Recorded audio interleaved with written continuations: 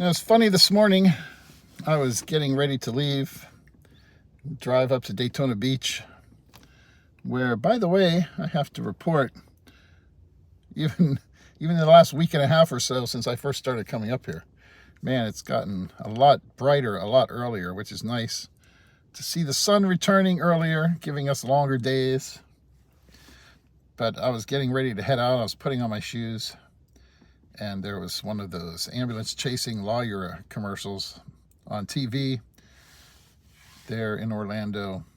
And the guy was saying, I got hit by a really big truck, and Dan Newland got me $1.2 million. And so I said to my little kitty cat who was sitting there beside me, wow, Ipsy, I hope I get hit by a big truck too.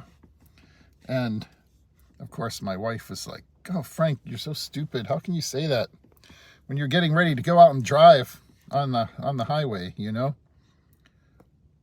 But that's just another example of the superstitious kind of nature of people from the Philippines compared to a lot of us in the West.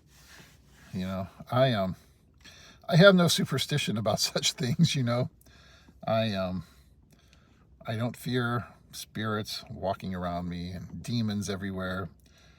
And I remember one time, long time ago, my ex-wife, this is like 35 years ago or more, maybe closer to 40 years. I got in an accident one night on my way to work in Pittsburgh. It was in the left-hand lane. I was going to work like a 11 to 7 shift on a Friday night, and started across this really icy bridge. It was snowy and everything.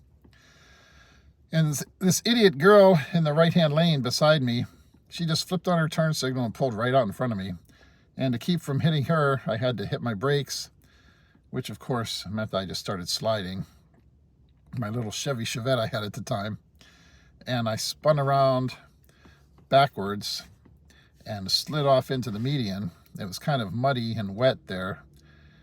And my wheels caught on that, on the passenger side.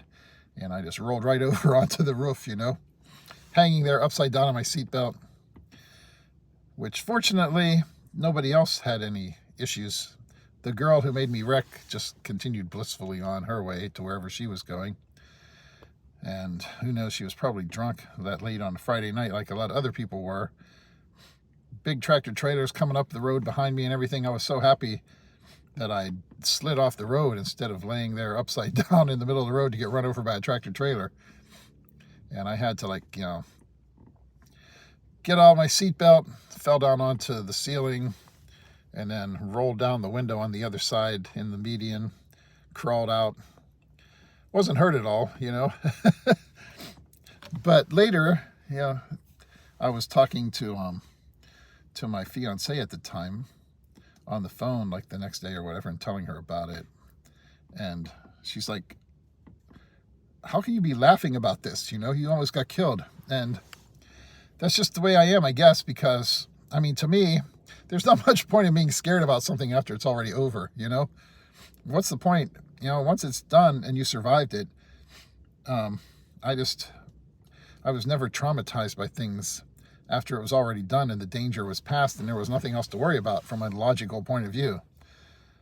So all the superstitious stuff and everything, it just, I don't know, it's just, I guess the way I'm wired is just to,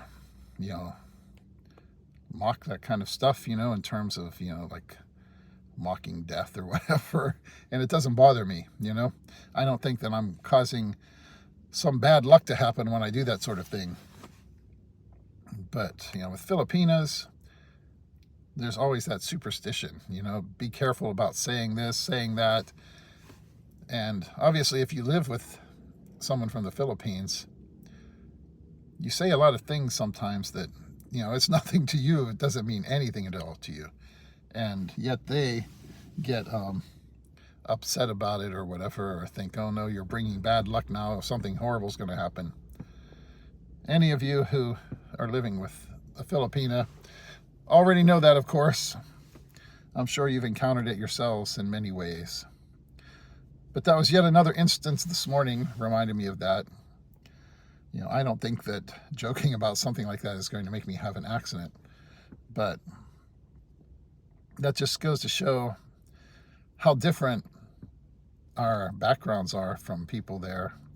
The way we're brought up, the experiences we have, and a much more rational, scientific view of things and why things happen in this world compared to what you find over there in the Philippines. Even a lot of people who are pretty well educated, you still got the witch doctor, superstition stuff. For most of us, some witch doctor gets up in our face, we're just like, hey, fuck you, man.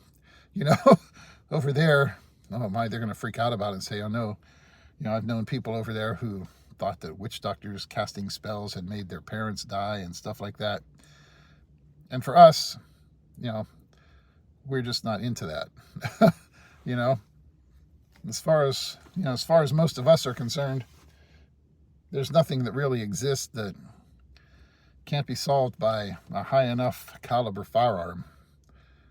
There's nothing out there that we're worried about that's beyond our realm that's going to fuck with our lives. And we can talk about it all the time.